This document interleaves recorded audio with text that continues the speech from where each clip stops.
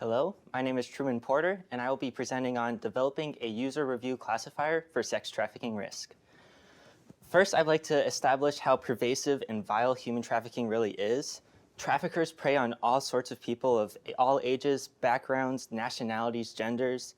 It can be more accurately described as modern-day slavery. There are 27.6 million victims throughout the world, and in the US, a majority of victims are victims of sex trafficking.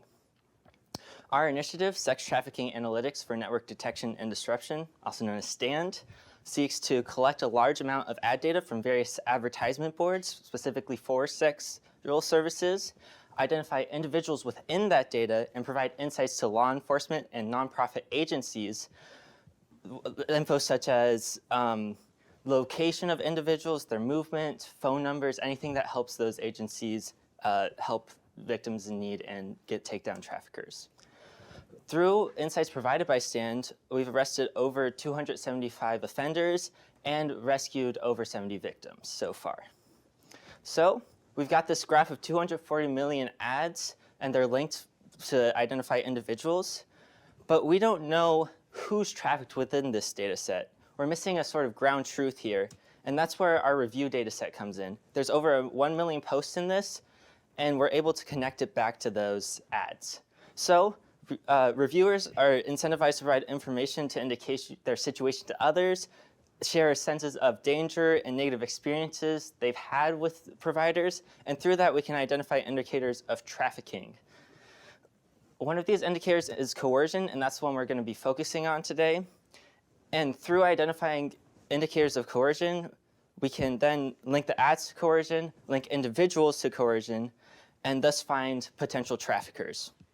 This can allow us to gain insights into common patterns that traffickers use in comparison to other individuals on these sites, and it enables us to provide more effective data to law enforcement, thus allowing them to utilize their limited resources more effectively and efficiently. In order to do this, though, we need to be able to efficiently and accurately identify reviews with coercion. We have limited resources in terms of labeling, and they have limited resources in terms of looking at this as well.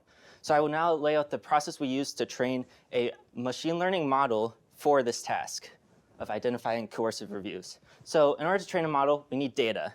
We need to label these posts, and unfortunately, this data is highly imbalanced. We have a lot more reviews that don't contain indicators of coercion than ones that do.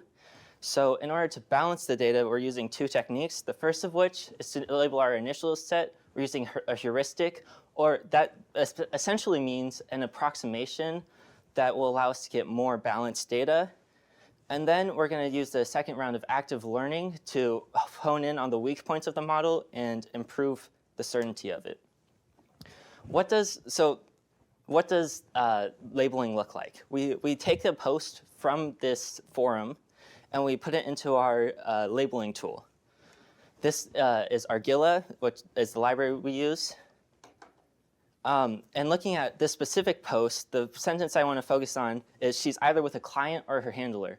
So this person is speculating that the girl in question is with a potential trafficker. However, because they aren't certain about it and they're just speculating, we can't actually label this as containing a sign of coercion.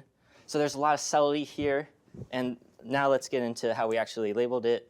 The first round using the heuristic of specific keywords, particularly ones focusing on whether there's an individual trafficker, a man there, or there's gang activity.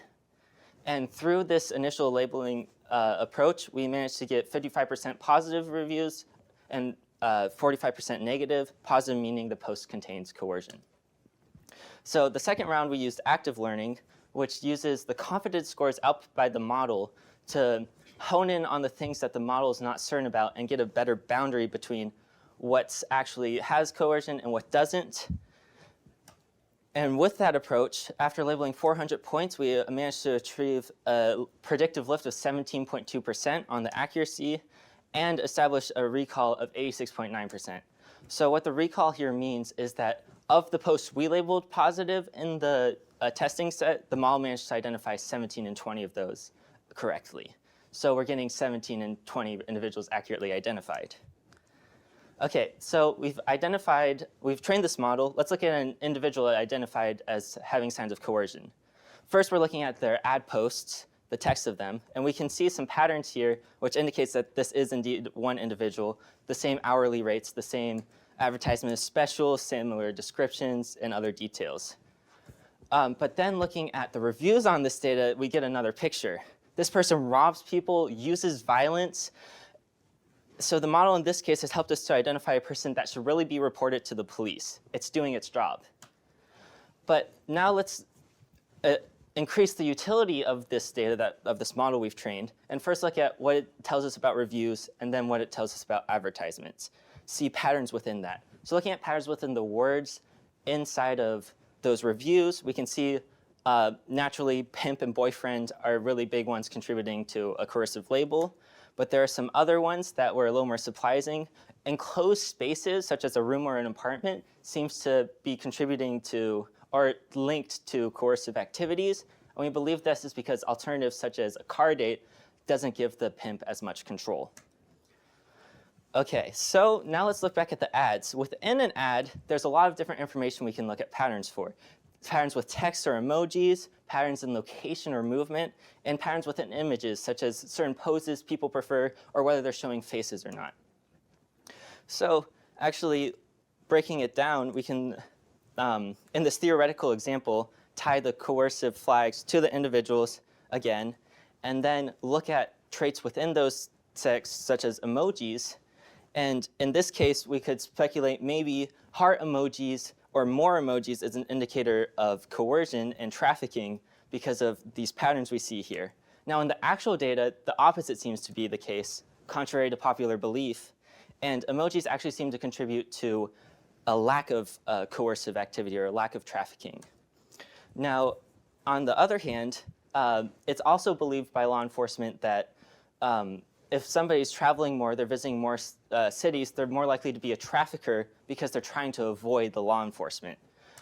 And this does indeed seem to be the case with our data. We see that the mean number of cities visited by people flagged by our model as being coercive is significantly higher than non-flagged individuals. So moving forward, we want to improve our model, get it to be even more accurate so we can get more realistic and fine-tuned insights.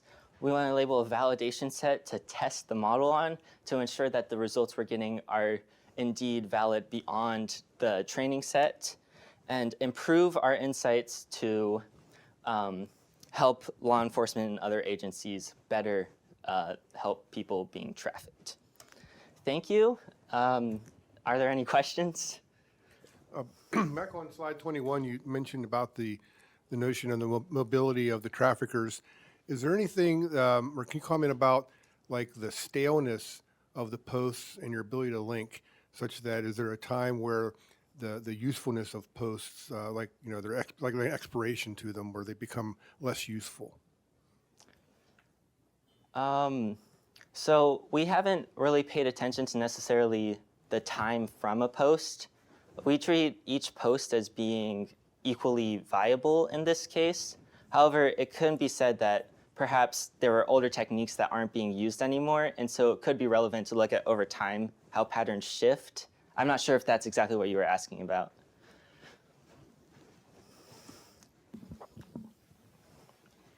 Could you share what steps you took to ensure the accuracy of your labels in the model? Yes, so when manually labeling, no matter how good the labeler is, there are times when the information just ends up not being accurate. There's a lot of fine-tuned nuance, so what we ended up doing is a second round of manual review by a second user to ensure the quality, and then beyond that, looking at the points the model was least certain about within the data we'd already labeled, looking at those and saying, okay, is the model onto something here, or were we correct in the model's misunderstanding? And even in that case, we're able to get more information that then allowed us to improve future labeling to get a more representative data set that helped the model learn better. So what strategies did you use to address the challenge of having limited labeled data? Yeah, so like I said, there's only 400 points, whereas in many modern solutions, with classification, you're looking for thousands to tens of thousands, if not more. So in order to simplify the problem so that the small amount of data would work, we broke down a post into individual sentences and said, all right, are any of these sentences contributing to coercion? And in that case, it simplified the problem, allowing the data to serve more utility. In addition to that, like I mentioned previously, just making sure each labeled post had the most utility possible by looking at what the model was uncertain about helped a lot. It seems like those who do these posts don't have the best command of the English grammar. So maybe I'm wondering, like, the automation of the labeling in the future, what kind of like parsing or kind of challenges will you face in terms of understanding the overall semantics of a post? Mm-hmm. So there is a case in which a post is so far from actual grammar that we aren't actually able to deduce the meaning of it. And in that case, we throw it out. Apart from that, the model is tasked with learning its own grammar, learning its own methods of identifying what's true or not. So I'm not necessarily doing anything particularly to identify that other than the model helping us understand what it still needs and labeling those posts.